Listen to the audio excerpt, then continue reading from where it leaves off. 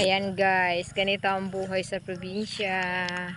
Pag hindi ka masipag, hindi ka magkakapera, ayan o, kailangan mong mag-ulan ng baka, mag-alaga ng mga hayop para may makain ka. Ayan o, papainom sila ng baka, sister ko. Ayan po. O, diba? Kailangan po dito sa probinsya masipag ka.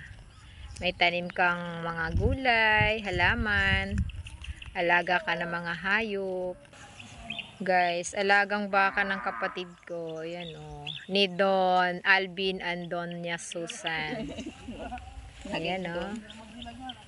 Kasi pag tamad ka, hindi ka magkakapera dito. Kailangan yan. Ganyan kasipag. Ayan guys.